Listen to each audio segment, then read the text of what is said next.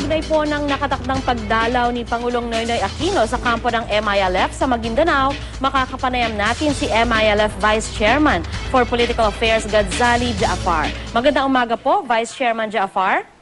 Magandang umaga po naman. Congratulations po, historic po yung pagdalaw ng Pangulo sa inyong lugar. Gaano po kahalaga sa inyo ang okasyong ito? Napakahalaga po ang okasyong ito sapagkat ito ang pangalawang beses na papasok o pumasok ang Presidente ng Pilipinas sa kampo ng MILF. Kung maalala po ninyo, ang unang pumasok sa kampo ng MILF ay dating Pangulong Estrada. At ngunit meron pong pagkakaiba ang pagpasok ni President Estrada kaysa pa itong pagpasok ng Pangulong Aquino sa kampo ng MILF. Yung pong pagpasok ni dating Pangulong Estrada sa kampo ng MILF sa Abubakar, panginsulto po yon sa Bangsamoro Muslim at di lamang po sa Bangsamoro Muslim, kundi sa buong Muslim ng buong mundo sapagkat nagdala po ang dating Pangulong Estrada ng isang truck na alak at lechon at naginuman sila doon, kumain sila ng lechon sa loob ng mosque. Yun po ang mosque po sagrado yan sa lahat ng mga Muslim sapagkat yan ay bahay ng Allah, House of God.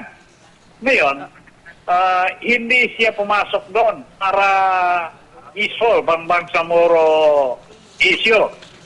Sa katunayan, yung kanyang pagpasok doon naging dahilan upang lalo pang umalab ang hinanakit at dibdib ng mga Bangsamoro Muslim.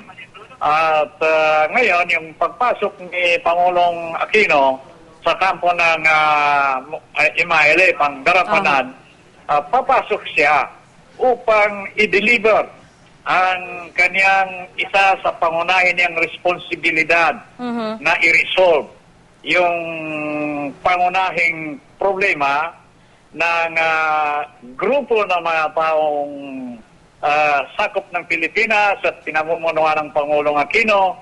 So, ang ibig sabihin nirecognize niya ang kanyang responsibilidad sa pagtugon sa problema ng mga Bangsamoro people. Mr. Jaafar, dito kami nagpapasalamat. Opo.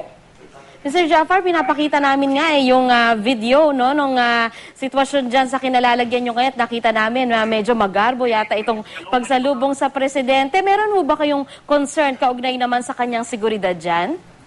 Ito pong seguridad, may joint effort po ang pamunuan ng leadership, ang pamunuan ng MILF, ang leadership ng MILF through our military organization, ang Bangsamoro Islamic Armed Forces, at Armed Forces of the Philippines. Siyempre, sa pangunguna ng President and Security Guard, sapagkat ang Pangulo mismo ang isi-secure in this case. So, ito po yung security aspect, preparation ng security aspect. Yung grupo po ni Mr. Umbracato, may balita po ba kayo? Siya po ba ay merong mga pagkilos ngayong mga sandaling ito? Opo, papakirate lang po. Opo, yung grupo po halimbawa ni Mr. Umbracato, on check po ba yung aktibidad ng kanyang grupo? Pakirate lang po, maraming kasing tao dito. Ano po yung tanong ninyo? Okay, sige po. Bahagya pong nagkakaroon yata ng problema yung atin pong komunikasyon. Maraming salamat po, MILF Vice Chairman Gadzali Jaafar. Maraming pong salamat. Thank you very much. Thank you.